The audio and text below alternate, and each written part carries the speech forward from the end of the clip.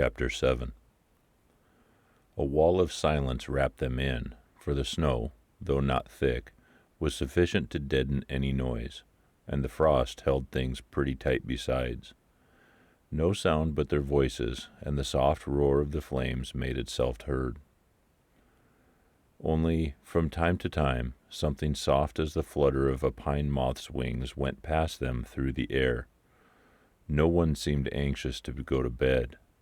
The hours slipped towards midnight. "The legend is picturesque enough," observed the doctor, after one of the longer pauses, speaking to break it rather than because he had anything to say. "For the Wendigo is simply the call of the wild personified, which some natures hear to their own destruction."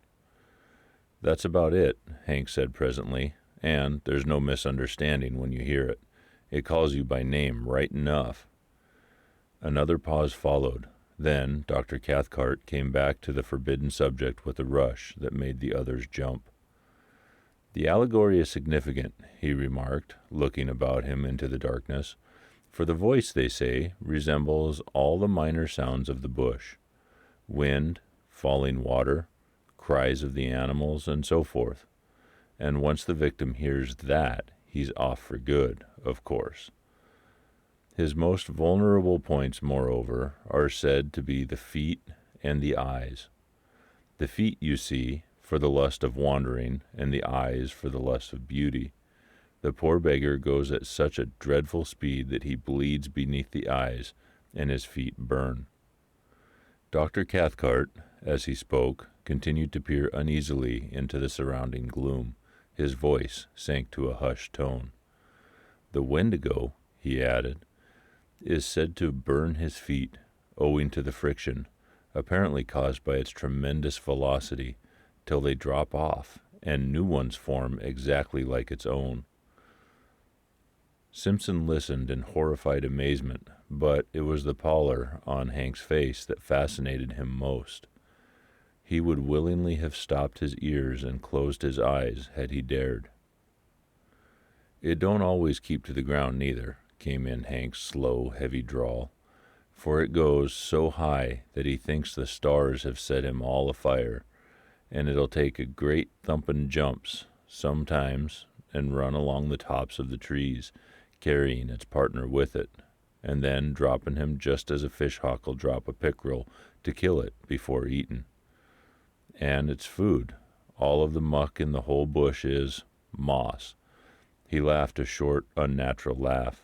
"It's a moss-eater, is the Wendigo," he added, looking up excitedly into the faces of his companions. "Moss-eater," he repeated, with a string of the most outlandish oaths he could invent. But Simpson now understood the true purpose of all this talk. What these two men, each strong and experienced in his own way, dreaded more than anything else was silence. They were talking against time. They were also talking against darkness, against the invasion of panic, against the admission reflection might bring that they were in the enemy's country, against anything, in fact, rather than allow their inmost thoughts to assume control. He himself, already initiated by the awful vigil with terror, was beyond both of them in this respect. He had reached the stage where he was immune, but these two, the scoffing, analytical doctor, and the honest, dogged backwoodsman, each sat trembling in the depths of his being. Thus the hours passed, and thus, with lowered voices and a kind of taut inner resistance of spirit, the little group of humanity sat in the jaws of the wilderness and talked foolishly of the terrible and haunting legend. It was an unequal contest, all things considered, for the wilderness had already the advantage of first attacked, and of a hostage. The fate of their comrade hung over them with a steadily increasing weight of oppression that finally became insupportable. It was Hank, after a pause longer than the preceding ones that no one seemed able to break, who first let loose all his pent-up emotion in a very unexpected fashion, by springing suddenly to his feet and letting out the most ear-shattering yell imaginable into the night. He could not contain himself any longer, it seemed. To make it carry even beyond an ordinary cry, he interrupted its rhythm by shaking the palm of his hand before his mouth. "That's for Defago," he said, looking down at the other two with a queer, defiant laugh. "For it's my belief," the sandwiched oaths may be omitted, "that my old partner's not far from us at this very minute." There was a vehemence and recklessness about his performance that made Simpson, too, start to his feet in amazement, and betrayed even the doctor into letting the pipe slip from between his lips. Hank's face was ghastly, but Cathcart showed a sudden weakness, a loosening of all his faculties, as it were. Then a momentary anger blazed into his eyes, and he too, though with deliberation born of habitual self-control, got up on his feet and faced the excited guide, for this was unpermissible, foolish, dangerous, and he meant to stop it in the bud. What might have happened in the next minute or two one may speculate about, yet never definitely know, for in the instant of profound silence that followed Hank's roaring voice, and as though in answer to it, something went past through the darkness of the sky overhead at terrific speed. Something of necessity very large, for it displaced much air, while down between the trees there fell a faint and windy cry of a human voice, calling in tones of indescribable anguish and appeal. "Oh no, this fiery height, oh no, my feet of fire, my burning feet of fire." White to the very edge of his shirt, Hank looked stupidly about him like a child. Dr. Cathcart uttered some kind of unintelligible cry, turning as he did so with an instinctive movement of blind terror towards the protection of the tent, then halting in the act as though frozen. Simpson, alone of the three, retained his presence of mind a little.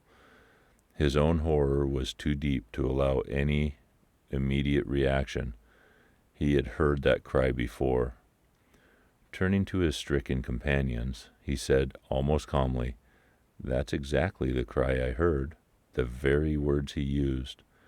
Then, lifting his face to the sky, he cried aloud, "Defago! Defago! Come down here to us! Come down!" And before there was time for anybody to take definite action one way or another, there came the sound of something dropping heavily between the trees, striking the branches on the way down, and landing with a dreadful thud upon the frozen earth below. The crash and thunder of it really was terrific. "That's him, so help me God," came from Hank in a whispering cry, half-choked, his hand going automatically toward the hunting knife in his belt. "And he's coming, he added, with an irrational laugh of horror, as the sounds of heavy footsteps crunching over the snow became distinctly audible, approaching through the blackness towards the circle of light. And while the steps, with their stumbling motion, moved nearer and nearer upon them, the three men stood round that fire, motionless and dumb. Dr. Cathcart had the presence of a man suddenly withered. Even his eyes did not move.